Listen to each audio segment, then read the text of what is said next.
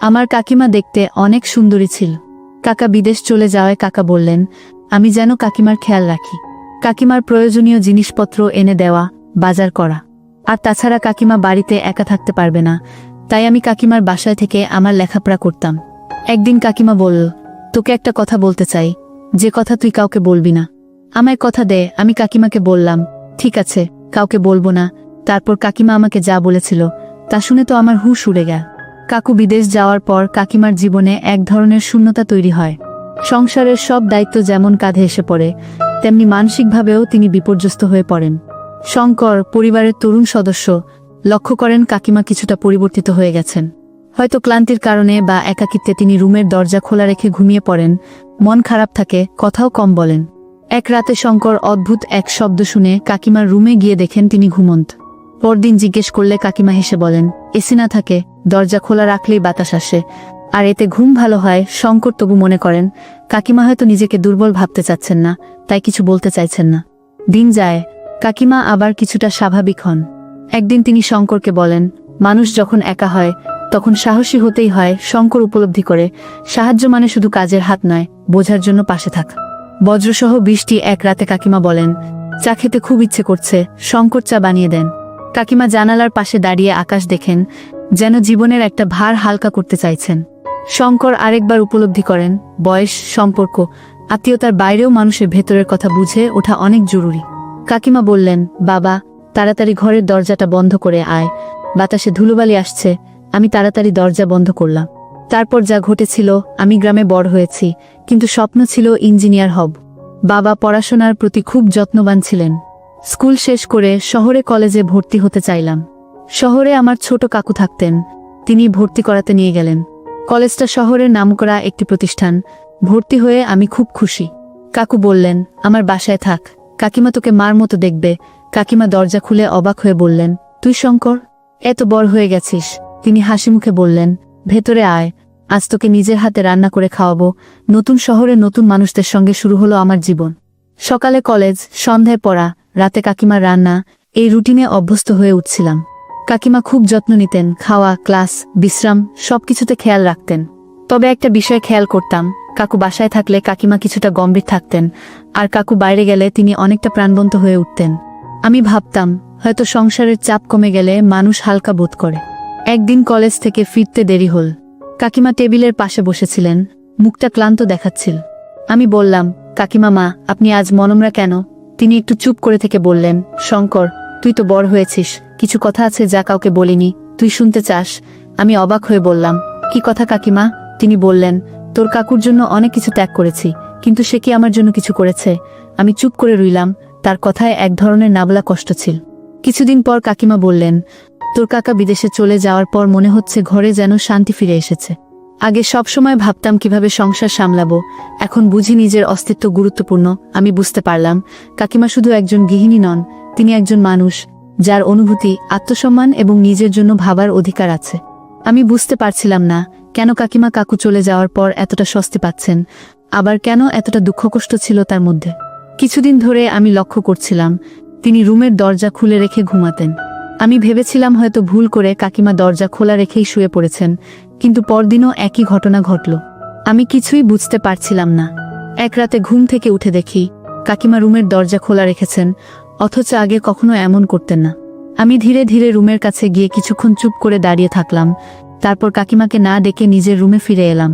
আমি জানতাম না কাকিমার জীবনে কি দুঃখ কষ্ট ছিল। পরদিন সকালে জিজ্ঞাসা করলাম, কাকিমা, রাতে তোমার ঘর থেকে একটা আওয়াজ পেয়েছিলাম। তিনি একটু চুপ করে থেকে বললেন, হয়তো টিভি বন্ধ করতে ভুলে গিয়েছিলাম, চিন্তা করিস না। কিন্তু আমি জানতাম তার ঘরে কোনো টিভি নেই। কথার মধ্যে যেন একটা রহস্য ছিল, যা তিনি প্রকাশ করতে চাইছিলেন না। একদিন সন্ধ্যায় পড়াশোনা শেষে বললাম, কাকিমা, আজ অনেক ক্লাস ছিল, মাথা ব্যথা করছে। তিনি কিছু না বলে চুপচাপ আমার জন্য গরম চা বানিয়ে দিলেন। আমি লক্ষ্য করলাম সেই দিনের পর থেকে তিনি খুব কম কথা বলতেন। মাঝে মাঝে মনে হতো তিনি কিছু একটা ভাবছেন, কিন্তু মুখে কিছু বলেন না। একদিন জিজ্ঞাসা করলাম, কাকিমা, আপনি কি চিন্তা করছেন? এত চুপচাপ কেন? তিনি একটু অদ্ভুতভাবে হাসলেন। আমি বুঝতে পারলাম তার মধ্যে একটা চাপা দুঃখ ছিল, যা তিনি কাউকে বলছিলেন না। কাকু বিদেশে চলে যাওয়ার পর কাকিমা যেন বদলে গিয়েছিলেন। কখনো হাসতেন, কখনো চুপ থাকতেন, কখনো নীরবে চোখ মুছতেন। সবকিছু যেন এক অদৃশ্য ভারে ঢাকা ছিল। আমি ভাবলাম হয়তো কাকিমা তার জীবন থেকে কিছু হারিয়েছেন, কিন্তু সেটা কাউকে বুঝতে দিতে চান না। তার এই নীরবতা, এই অভিব্যক্তি সবই যেন এক গভীর গল্প বলে, যা শব্দে বলা যায় না। কিছুদিন পর একদিন রাতে আমি রুমে ঢুকতে গিয়ে শুনতে পেলাম কাকিমা হালকা গলায় কথা বলছেন। আমি ধীরে ধীরে গিয়ে শুনলাম তিনি নিজেই কথাগুলো বলছেন, যেন কাউকে কিছু বলতে চাইছেন, কিন্তু আমি তো কাউকে দেখতে পেলাম না। তাহলে কাকিমা কি একা একা কথা বলছিলেন? কাকিমার কথাগুলোর মধ্যে এক ধরনের দুঃখ ছিল। আমি বুঝতে পারলাম যিনি হাসিমুখে সংসারের সব দায়িত্ব পালন করছেন, তার ভেতরে হয়তো একটা গভীর কষ্ট লুকিয়ে আছে, যা তিনি কাউকে বলতে চান না। সেই রাতে আমি চুপচাপ রুমে ফিরে এলাম, কিন্তু কাকিমার কথা বারবার মনে আসছিল। কেন তিনি একা একা কথা বলেন? তার জীবনে কি এমন কিছু ঘটেছে যা তিনি কখনো কাউকে বলেননি? তার মনের ভেতর যে কষ্ট ছিল, সেটা তখনও আমার কাছে পরিষ্কার হয়নি। একদিন সকালে দেখি কাকিমা অনেকটা চুপচাপ। তিনি সেদিন প্রায় কিছুই বলেননি, শুধু ঘরের কাজ শেষ করে একবার বাইরে গিয়ে এলেন। আমি জিজ্ঞেস করলাম, কাকিমা আজকে কিছু হয়েছে? তিনি মাথা নাড়িয়ে বললেন, কিছু না শঙ্কর, তুই পড়াশোনায় মন দে, আমি ঠিক আছি। কিন্তু আমি বুঝতে পারলাম তার মুখে যে কষ্টের ছাপ ছিল সেটা কোনদিনও মুছে যায়নি। আমি বললাম, আমি তো তোমার সন্তানের মতো, তুমি নিজেই বলেছ আমি তোমার ছেলের মত। তাহলে মা হিসেবে তুমি আমার কাছে বলো, তোমার কি এমন কোনো দুঃখ আছে যা কাউকে বলতে পারছো না? অন্তত আমাকে বলো। কাকিমা শুধু বললেন, আমার কোনো দুঃখ নেই, তুই লেখাপড়ায় মন দে, আমাকে নিয়ে কারো ভাবার দরকার নেই। আমি কখনো ভাবিনি মানুষটা আমাকে নিজের সন্তানের মতো ভালোবাসেন।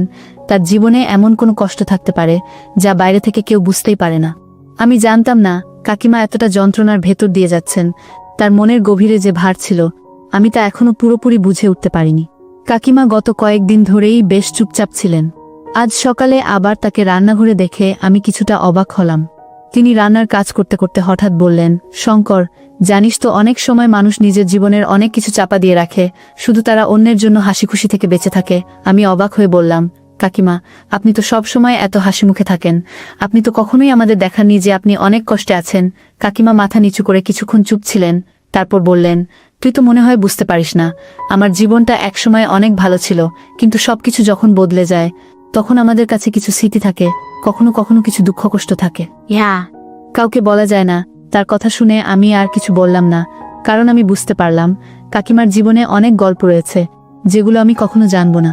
তবে তার মুখে হাসি থাকলেও গভীরভাবে তার মনের ভেতরে অজানা এক যন্ত্রণা ছিল, যা আমি কখনোই পুরোপুরি বোঝাতে পারবো না। আজ সকালে আমি খেয়াল করলাম কাকিমা একদম মুচকি হাসছেন, কিন্তু তার হাসির মধ্যে যেন একটা দুঃখ লুকিয়েছিল। কাকিমা হঠাৎ আমায় বললেন, আমি যখন তোর কাকুকে বলেছিলাম তুমি যদি চলে যাও তাহলে আমি বিশাল শহরে কিভাবে থাকব, তোর কাকু তখন বলল আমাকে গ্রামে রেখে আসবে। তখনই কিন্তু আমি জানতাম আমাকে একদিন একাকী থাকতে হবে। সে চলে যাওয়ার পর থেকেই তার মনের ভেতর একটা বড় শূন্যতা তৈরি হয়েছিল। তবে এখন বুঝতে পারছেন হয়তো জীবনটা একাই চলা শিখতে হবে, মনে হচ্ছে দুনিয়াতে কেউ কারো নয়। আমি তখন বললাম, কাকু তো আর সারা জীবনের জন্য বাইরে চলে যাননি, কাকু তো বছরখানিক পরেই ফিরে আসবেন। কাকিমা আমার কথা শুনে কান্না করতে লাগলেন, যা আমি আগে কখনো দেখিনি। তার কথাগুলো খুবই দুঃখ ভারী ছিল, তবে সেগুলো ছিল জীবনের এক কঠিন বাস্তবতা। আমি তবুও কিছু বললাম না, কারণ আমি জানতাম কাকিমার মনের মধ্যে একটা বিশাল দুঃখ কষ্ট আছে, যা তিনি কাউকে কখনো বলেননি। সপ্তাহের পর সপ্তাহ পেরিয়ে গেল, কিন্তু কাকিমার চুপচাপ থাকার কারণে আমি আরো চিন্তিত হয়ে পড়লাম। একদিন সন্ধ্যায় আমি কাকিমাকে গিয়ে বললাম, কাকিমা, আপনি তো কিছু বলছেন না, কেমন আছেন আপনি? কোনো সমস্যায় পড়েছেন? কাকিমা একটু সময় নিলেন, তারপর ধীরে ধীরে বললেন, এখন আমি অনেক কিছু বুঝতে শিখেছি শঙ্কর। জানিস, এই শহরে এসে মনে হয়েছিল নতুন জীবন শুরু করব, কিন্তু আসলে কিছুই নতুন হয়নি। আমার জীবনের পুরনো স্মৃতিগুলো সবসময় আমার চোখে ভেসে ওঠে। আমি বললাম, আপনার জীবনের স্মৃতিগুলো যদি আমার সঙ্গে ভাগ করে নিতে চান আমি শুনতে প্রস্তুত। কিন্তু কাকিমা বললেন, না, আমি বলতে চাই না। তার চোখে যেন এক ধরনের ভয় ছিল, যেন তিনি কিছু লুকিয়ে রাখছেন যা তাকে ভেতরে ভেতরে কষ্ট দিচ্ছে। একদিন বিকেলে আমি বই পড়ছিলাম আর কাকিমা রান্নাঘরে ছিলেন। আমি খেয়াল করলাম তিনি আজ বেশ মনোযোগ দিয়ে রান্না করছেন, কিন্তু তার মুখে চিন্তার ছাপ স্পষ্ট। আমি রান্নাঘরে গিয়ে বললাম, কাকিমা, আপনি আজ একটু ভিন্ন দেখাচ্ছেন, কিছু চিন্তা করছেন? তিনি মুচকি হাসলেন, কিন্তু সেই হাসির আড়ালে ছিল এক অস্পষ্ট দুঃখ। তিনি বললেন, শঙ্কর, তুই পড়াশোনায় মন দে। জীবনের নানা দিক একসাথে নিয়ে চিন্তা করাটা খুব কঠিন। তোর বাবা কষ্ট করে টাকা রোজগার করে তোকে লেখাপড়া করতে পাঠিয়েছেন, তুই ভালো করে পড়াশোনা কর, আমাকে নিয়ে চিন্তা করিস না। ভগবান আমাকে ভালো রেখেছেন। আমি বুঝতে পারলাম তিনি কিছু লুকোচ্ছেন। আমি বললাম, আপনি তো আমাকে নিজের সন্তানের মতোই ভাবেন, তাই না? তিনি বললেন, অবশ্যই, তুই তো আমার ছেলের মতোই। আমার সংসারে তো তোর কাকু ছাড়া আর কেউ নেই। আমি বললাম, তাহলে আজ আপনি আমাকে বলুন, আপনার জীবনে এত দুঃখ কষ্ট কেন? কাকিমা তখন কথা ঘুরিয়ে বললেন, তোর পরীক্ষা কবে? আমি বললাম, জুন মাসের 6 তারিখ। কাকিমা বললেন, এখন তো এপ্রিল চলছে।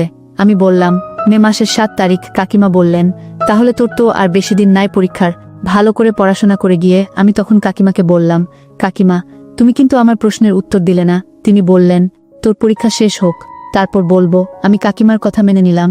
মনে মনে সিদ্ধান্ত নিলাম, পরীক্ষার পর কাকিমার মনের কষ্টের কথাগুলো আমাকে জানতেই হবে। দেখতে দেখতে আমার পরীক্ষা চলে এলো। আমি মন দিয়ে লেখাপড়া শুরু করলাম। পরীক্ষা শেষ হওয়ার পর কাকিমাকে জিজ্ঞেস করলাম, আপনি বলেছিলেন আমার পরীক্ষা শেষ হলে আপনার দুঃখের কথা বলবেন, এখন বলেন। তখন কাকিমা কান্নাভেজা কণ্ঠে বললেন, আমার বিয়ে হয়েছে আজ থেকে 7-8 বছর হবে, কিন্তু আমার একটাও সন্তান নেই। আমি সেই কষ্টে সবসময় মনমরা হয়ে থাকি। আমার কোনো সন্তান নেই, এটাই আমার সবচেয়ে বড় দুঃখ। আমি কাকিমাকে সান্ত্বনা দিয়ে বললাম, কাকিমা, ভগবান যাকে খুশি সন্তান দেন, আবার যাকে খুশি কিছুই দেন না। তাই বলে কি ভগবানের উপর রাগ করা যায়? আপনি চিন্তা করবেন না। আপনি নিজেই বলেছেন আমি আপনার সন্তানের মতো। আজ থেকে আপনি আমার মা, আমি আপনার সন্তান। তখন কাকিমা কান্না করে বললেন, সত্যি? তুই আমার সন্তান? তুই আরেকবার আমাকে মা বলে ডাক। আমি কাকিমাকে জড়িয়ে ধরে বললাম, মা, আজ থেকে কাকিমা আমার মা, আর আমি তার সন্তান।